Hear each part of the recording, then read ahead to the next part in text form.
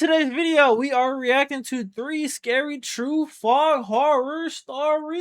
Oh my god. You know what I'm saying? That good Mr. Nightmare, you know what I'm saying? I ain't gonna lie, bro. I remember when I came to visit my mom this year, and I was driving from Charlotte back to somewhere in South Carolina, bro. Fog, bro. I'm talking about to the point where I literally I could reach from here to about where the camera is, bro. I couldn't see a thing. You know what I'm saying? It's kind of scary to drive through that. So I could only imagine driving through that. Motherfuckers popping on the side of your car, you know what I'm saying? Robbing you and some shit. Fuck no. Doesn't sound like a very good thing, you know. But with that being said, man, let's get into this good Mr. Nightmare content. Y'all boys, y'all know how we do, man. Let's get right.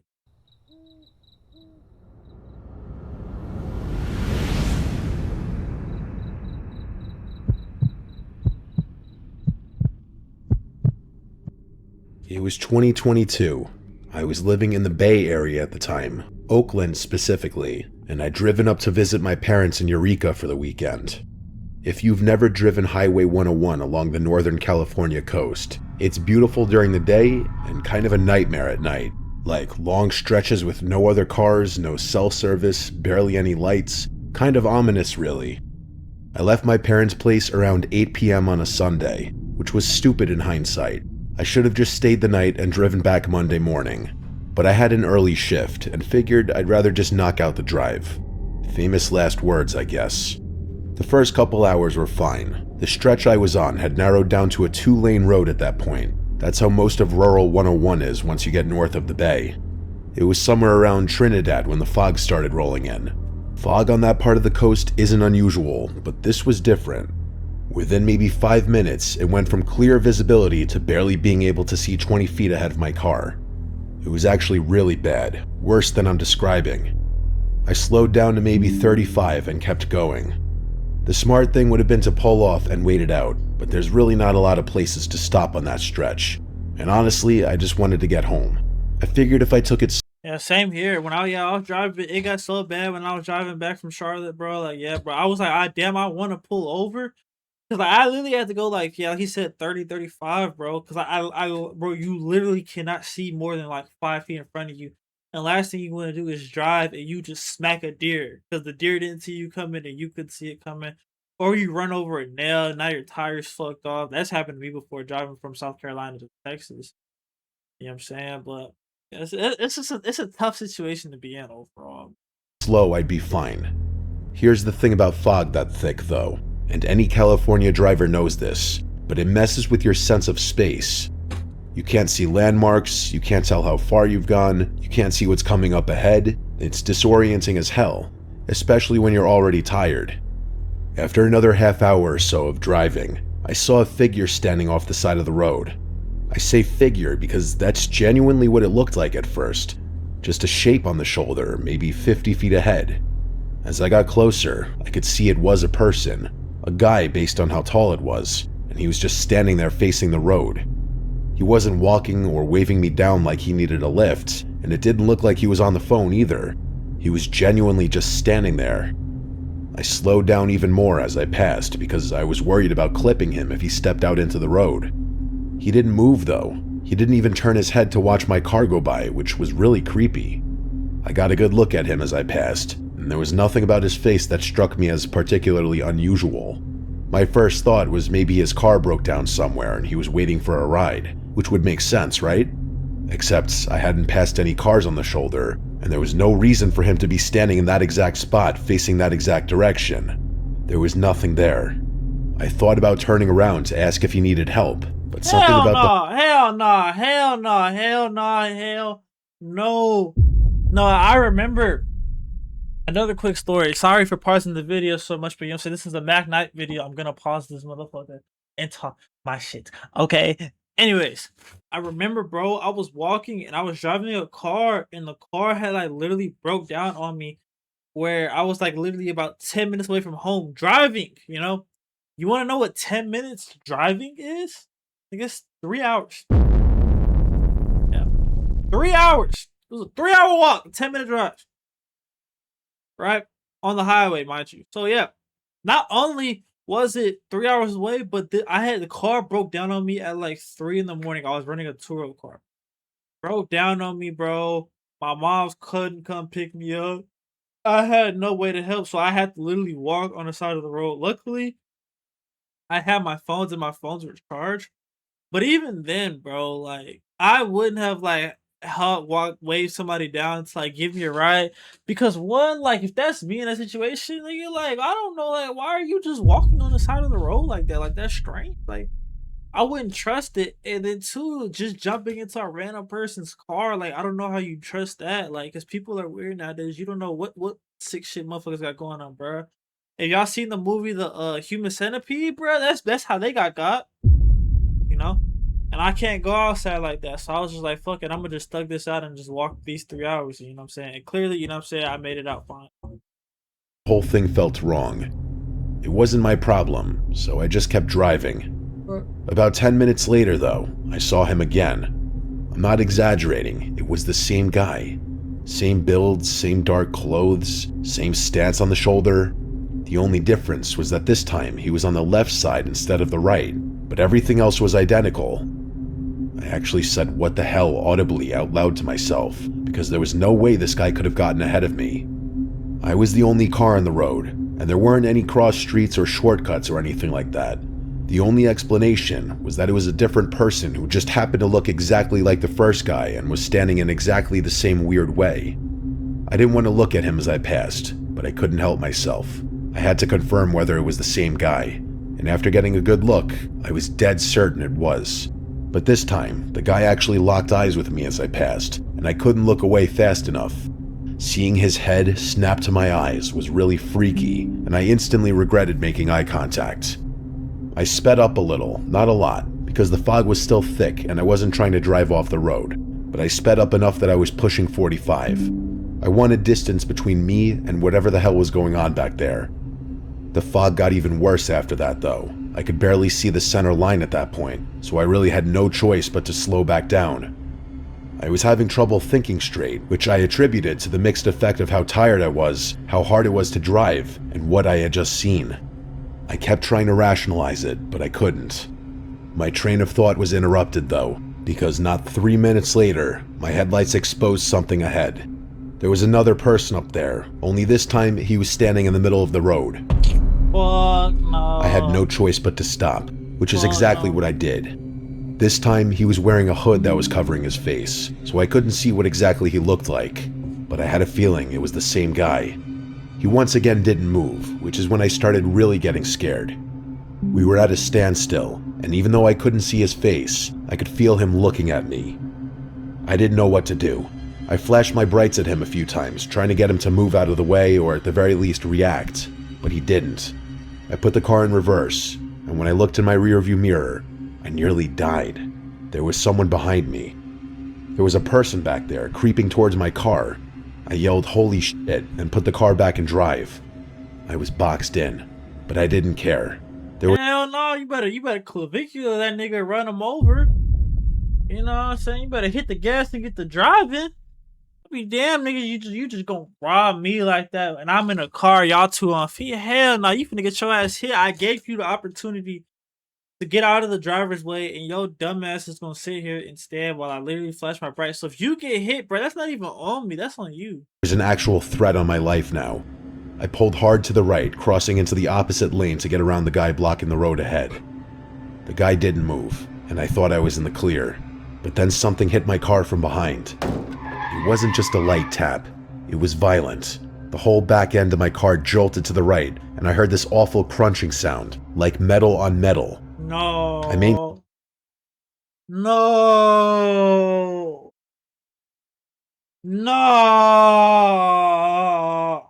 Oh my god. No. Maintained control of the car and kept driving, thinking I had gotten into an accident with another car. But when I checked my mirrors, there was nothing behind me. Nothing at all, not even those people. As if the situation wasn't already freaky enough, that made it so much worse. I wasn't waiting though. I sped off as fast as I was comfortable going with how heavy the fog was. By the time I hit the 101 interchange, I could actually see again, and for the first time, I felt my brain starting to relax. But the more I calmed down, the more I thought about what had happened. and this might sound surprising, but I genuinely concluded that I hallucinated everything. Here's the thing, I had been driving for almost 4 hours at that point. I was exhausted. I had been staring into fog for God knows how long, barely able to see anything, completely alone on a dark highway, so an extremely vivid hallucination didn't seem that far-fetched to me.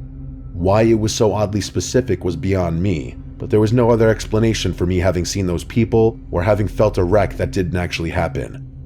By the time I made it home, I was just ready to sleep the whole thing off and try to forget about it, but then I walked around to the back of my car. The rear bumper was destroyed. Oh, okay. There was a mess. It was just the bumper. I thought the tire got popped. I was gonna be like, you're fucked now. You're cooked.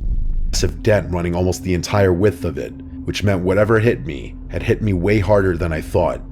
It also meant that I actually had been hit, meaning I hadn't hallucinated anything. I stared at the dent for like 5 minutes. There wasn't any paint transfer, which there definitely would have been if I had been hit by another car. But if it wasn't another car that had hit me, I had no idea what could have caused such considerable damage. I did end up calling the cops to report what I saw, but it was more so just to get the info out there. I've thought about that night a lot over the past 4 years. I've gone through every possible explanation I could think of. What I've accepted is that I hallucinated the figures, and in my panicked attempt to drive off, I hit a guardrail post or a mile marker or something like that. The thing that gets me is this though.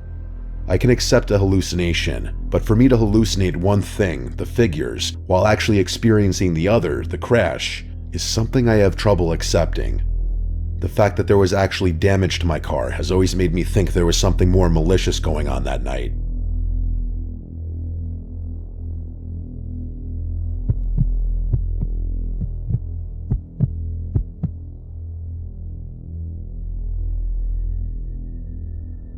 This happened this past spring break, so we're talking only a few weeks ago. I'm still in college, and I went back to my hometown for the week like I always do. The problem with going home, though, is that there's genuinely nothing to do there.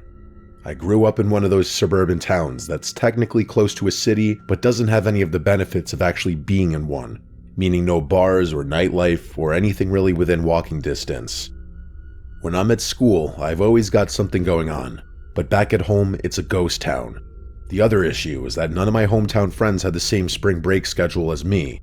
I've got maybe 4 or 5 people I still keep in touch with from high school, and every single one of them was either still in class or already had their spring break earlier in March. So I was looking at a full week of doing nothing, which I really wasn't thrilled about. I should probably also mention that I've been trying to cut back on some stuff lately, nicotine and alcohol mainly. I figured a week at home with nothing. I'm glad to say that I have never smoked. I hit a vape twice in my whole life, and I've only taken 2 shots of alcohol in my whole life. Just say it. Just say it. I'm not saying that I'm better than you, but I basically am saying I'm better than you. Thing to do was either going to make that worse or give me a chance to reset. I decided I was going to work out every single day instead. I was going to lift in the mornings and run in the afternoons, keep myself busy just so I could stay out of my own head. That's how I ended up going for a run on a random Tuesday afternoon. I remembered this loop I used to do back when I ran cross country in high school. It's exactly 3 miles from start to finish, starting and ending at my house. The route takes me through my neighborhood for maybe a 1/4 mile, then cuts into this wooded trail that winds through a small patch of forest before spitting you back out onto the street about a block from home. I've probably run that loop 1,000 times between freshman and senior year. The woods is the best part, honestly. Running on pavement destroys your knees, but the trail through the woods is soft. It's quiet in there too, which is something I always look for on my runs. So I headed out around 5. The sun wasn't going to set for another couple hours, so I wasn't worried about visibility. What I did notice though, and I noticed it the second I stepped outside, was the fog. I don't know how to describe it other than to say it was thick in a way I'd never seen before. I've lived in that town my whole life, and I don't remember fog like that. It looked fake almost, like I was in some ambient video game or one of those lo-fi YouTube videos with the anime girl studying. Everything past maybe 30 or 40 feet just dissolved into haze. I thought about skipping the run, but I talked myself out of it. The trail through the woods is a straight shot, one path with no forks or diverging paths. I've been through there so many times I could probably do it blindfolded. Getting lost wasn't even a possibility. I had my Garmin watch on so I could track my pace and distance. I started my workout, did the quarter-mile through the neighborhood, and entered the woods. The fog was even thicker in there, which made sense since the trees blocked out a lot of the remaining daylight. That's right. I like my fogs BBW. Yeah. Thought they were gonna suck it dry and eat some lunch with you. Man, it's so thick that everybody else in the room is so uncomfortable. That's on Houston, Texas, but the faces look like plain hospitable. Oh! I couldn't see more than 15 or 20 feet ahead of me, but the trail is easy to follow. For the first mile and a half, everything was normal. I was running a little slower than usual because of the visibility, but it wasn't too bad. I remember checking my watch around the mile mark, then again at a mile and a half. The issue started around the 2.5 mile mark. At that point in the loop, I should have been approaching the end of the trail. The path curves to the left, you go up a small hill, and then you're out, back on pavement. I know that section by heart. Hell, I know every section by heart. I've literally run that loop hundreds of times. But when I looked down at my watch and saw 2.5 miles, I was still deep in the woods. I figured my watch was just being weird. It was at least 4 years old at that point, so I assumed its GPS signal was getting interrupted by the dense tree coverage or something. The fog could have been messing with it too. These seemed like reasonable enough explanations though, so I just kept running, assuming I wasn't as far along the trail as I thought. But then I passed 3 miles, which was when I knew something was up. 3 miles is the entire loop. At 3 miles, I should have been standing either in my driveway or on the street. Instead, I was still surrounded by trees on both sides, still running on the same dirt path with no indication that I was anywhere close to getting out. So I stopped. I'm not a paranoid person, and I'm not superstitious either. There must have been some rational explanation for what was going on. I caught my breath and tried to think, but I genuinely could not figure out what was going on. There was only one trail, which I knew for a fact. There weren't any forks, branches, or alternate paths. The only way I could have gotten lost in there was if I had physically left the path and waded through the brush and undergrowth, which I definitely hadn't done. I checked my watch again. 3.1 miles. The number kept ticking up even though I was standing still, which told me the GPS was definitely having issues. That was the only part of the whole thing that made any sense. I didn't really have a choice at that point. I could either keep running forward and hope I eventually hit the exit, or I could turn around and retrace my steps. The second option seemed smarter. If I just ran back the way I came, I'd eventually get to the trailhead where I started. Right. And from there, I knew exactly how to get home. So that's what I did. I turned around and started running back. The fog had gotten worse. I didn't know how that was even possible, but it had. I had to slow my pace just to make sure I didn't run off the trail by accident. After about a mile of running, so about 4 total miles at that point, I heard something. Like I said earlier, it's usually dead quiet in the woods, which I suspect is the case because it's too small for a lot of animals to inhabit. So hearing a sound out there was something my brain wasn't prepared for. But the sound itself was so much worse. It was something I'd never heard before. The closest I can get to describing it is a moan, but that's not quite right. It was lower than a moan, more like a drone, and it fluctuated. It would swell up, then dip back down, then swell up again. Almost like a siren, but human. I can't overstate how wrong it sounded. It wasn't someone calling for help, and it didn't really sound like someone in pain either. It was just a sustained, wavering noise that didn't seem to have any purpose.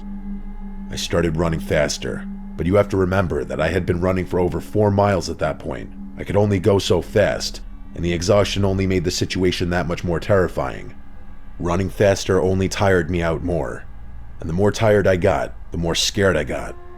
The sound didn't stop no matter how fast I ran. Whoever or whatever was out there was matching my speed. Every time I glanced over my shoulder, and I did multiple times, I couldn't see anything. There was just fog back there. I ran with the sound following me for what felt like forever. I had no other choice. It was the scariest moment of my life. After an eternity of running, I finally made it out of the woods. I ran into the street and nearly threw up out of exhaustion. The fog was still impossibly thick, even outside the woods. I turned around and looked back into the woods. To my horror, there was something standing right in the middle of the trail. Boy, Just a fuck little no. ways beyond the trailhead. Nigga, hell no. Boy, fuck no. Fuck no. Fuck no. Fuck no. What would T-Base had? Hit that nigga with an AA-12 with a switch on it. Like, yeah, no, we want to get his ass gone. Nigga, what you mean you was in the trail with me this whole time, bruh? I say something because I don't know what else to call it. It was just a shape, this dark mass of a silhouette. It was way taller than me, and I'm 6'1". This thing had to be 7 feet tall at least. It wasn't moving closer or further away from me. It just Nigga was in the woods with goddamn Slender Man, bruh. Oh my god. watched me. I could feel it. If it weren't for the fact that it was gently swaying back and forth, I would have questioned whether I was looking at a tree or something. The droning sound had stopped, but I wasn't giving it another thought. I turned and ran home without looking back. That was a few weeks ago now. I'm back at school at this point, but I haven't been able to think about that night. I can't get that image of what I saw in the fog out of my head. That black mass and that god-awful sound. I told my parents about what I saw, obviously, and they both seemed convinced that it was just a tall person trying to scare me, or potentially attack me, which I guess is possible, but I don't believe that. How were they able to make that noise while running to keep up with me? I'm telling you, nigga, it was Slender Man, bro. Nigga was finna get you. Impossible. And how tall they were, too. I don't know what was in those woods that night, and I probably never will.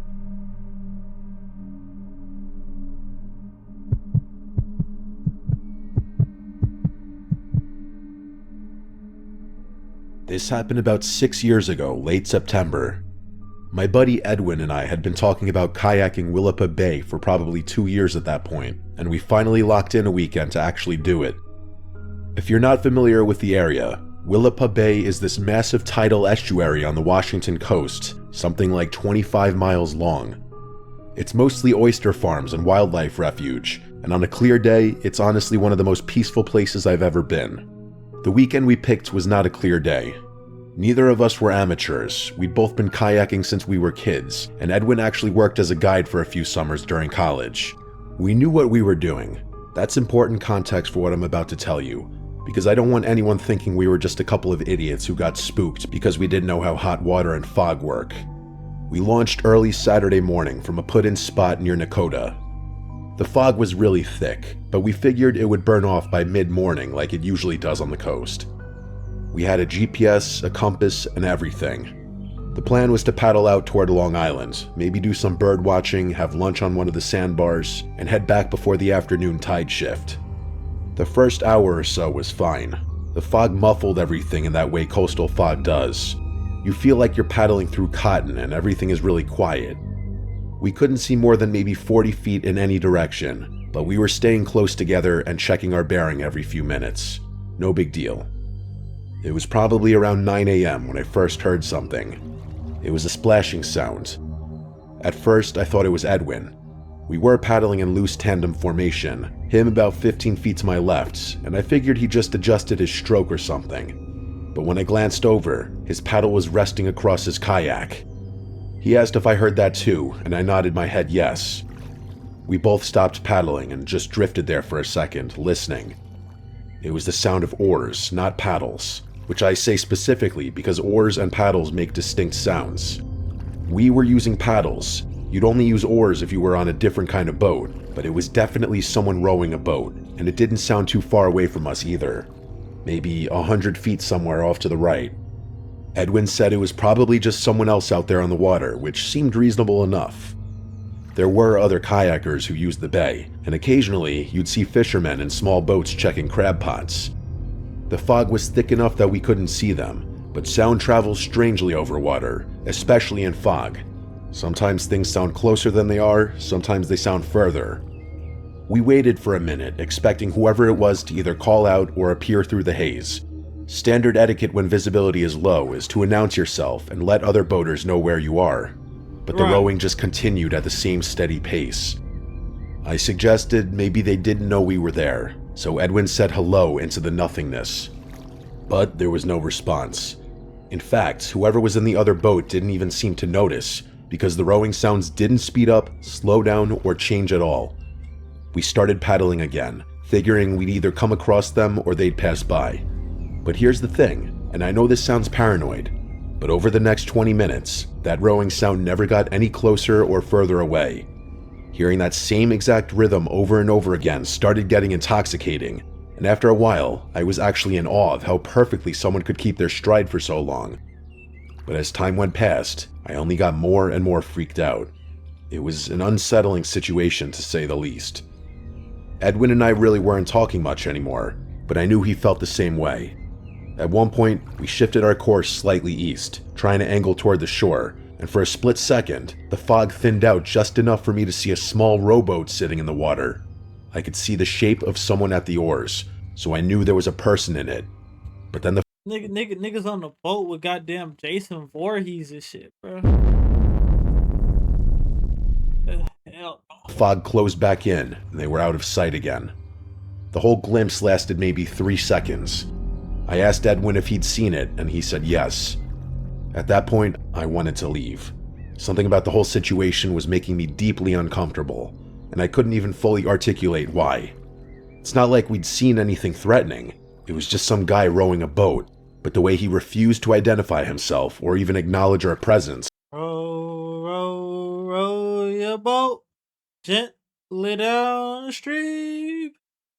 Merrily, merrily, merrily, merrily, life is but a dream.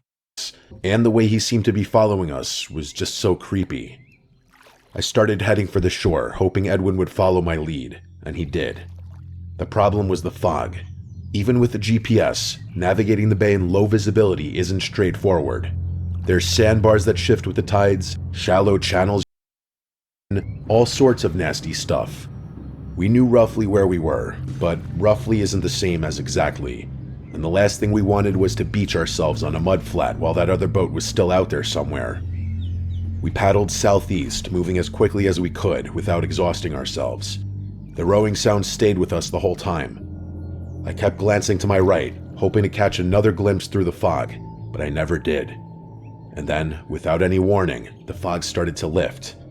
It didn't clear completely, but it thinned enough that we could suddenly see maybe 100 yards in any direction. I immediately looked to my right, toward where the rowing sound had been coming from. There was nothing there. It was just open water. I looked behind us. Open water there too. I looked in every direction I could. I saw Edwin doing the same thing, but as far as we could tell, the bay was empty. I looked at Edwin and realized however freaked out I was, he was even more scared. I could see it in his eyes. We kept paddling, and even though the rowing sound had stopped and I'm so GD, you can see it in my eye. we could actually see now, the situation was a lot scarier. How could that boat have just disappeared like that? The shore came into view about 5 minutes later, and I was relieved. I thought the ordeal was finally over, but no. We paddled straight for land, not even bothering to look for a suitable landing spot. We hit the shallows, and I jumped out into knee-deep water. The water was cold as hell, but I barely noticed. I was just glad to be on solid ground again. For a minute or two, neither of us said anything. We just stood there on the beach catching our breath, looking out to the bay. The fog was still lifting, which was good, but there were still no boats anywhere out there. Edwin had wandered a little ways up the beach while I was securing my kayak. He told me to follow him, so I did. I realized he was looking at something, and I hurried to catch up to him, but the moment I noticed what he was looking at, I was terrified all over again. There were footsteps, wet, barefoot footsteps leading out of the water and up onto the sand. They were fresh. I'm telling you, bro, you was in that hole with goddamn Jason Voorhees, bro. I'm telling you, he was finna get you. But I put the dig in you. Which was painfully obvious because you could see where water was still pooled in the depressions. Whoever made them had not been out of the water for long. But here's the thing. They didn't just lead up to the beach and stop. The prince came out of the water, walked a few feet up toward the tree line, and then turned and followed the shoreline to our left before eventually cutting back toward the trees and disappearing into the woods. I followed the path with my eyes, trying to trace it backward. The prints were coming from somewhere further down the shore. Whoever made them had seemingly walked up along the water's edge, come up onto the beach right where we'd landed, and then headed into the forest. Edwin was a few steps ahead of me. He said he wanted to leave, but I couldn't stop looking at the footprints. They were leading somewhere, or rather, they were coming from somewhere, and I wanted to know where. I told Edwin I wanted to follow them back, not into the trees, but the other direction. I wanted to see where they originated. He looked at me like I was out of my mind, which honestly, maybe I was. But something about this whole situation. Yeah, you were, because that's exactly how people die in the movies. Doing stupid shit like that. Like, why would you go check it? No. Situation had been gnawing at me since we first heard those oars, and I wasn't ready to just paddle away without at least trying to understand what the hell was going on. Edwin didn't want to come back with me, but he also didn't want to stand there alone. So after about 30 seconds of back and forth, he reluctantly agreed. We started following those footprints down the shoreline. The fog still hadn't completely lifted, but the visibility was a lot better at that point. We walked for maybe 2 or 3 minutes, keeping the footprints to our left, and then I saw it. Maybe 50 yards down the beach, pulled up onto the sand at an angle, was a small wooden rowboat. The wood was dark, almost black, and the oars were resting inside it. It was the same boat, I was 100% certain of it. The shape, the color, the size, it was the exact same boat I'd seen through the fog when we were out on the water, and now it was here, on the shore, with a trail of wet footprints leading away from it. I started walking toward it instinctively, but Edwin grabbed my arm. He told me we were leaving, and he said he wasn't asking this time. He said he didn't care what was in the boat or who had been rowing it. We were done. Something about the way he said it took me from curious to downright terrified. Whoever had been in that boat had somehow gotten to shore before us, walked all the way down the beach to the exact spot where we had just happened to land, and then still had time to disappear into the trees. We turned around and started heading back toward the kayaks. Edwin was practically sprinting at that point, and seeing him run only freaked me out even more. We got to our kayaks, shoved them back into the water, and paddled out of there as fast as we could. And that was that. I've thought about that morning a lot over the past 6 years. I've gone through every possible explanation I could think of. The best case scenario is that we were just victims of some elaborate prank, but I think that's somewhat far-fetched. Yeah. Here's what I keep coming back to. Why would that be how is that funny? Like, but actually not, because people are into very weird things nowadays. So yeah, I can see that. Yeah. Yeah, but anyways, yeah, with that being said, man, y'all let me know your thoughts on this in the comment section below. Hit that like button, hit that subscribe button, and I'll catch y'all boys at the next one. Peace.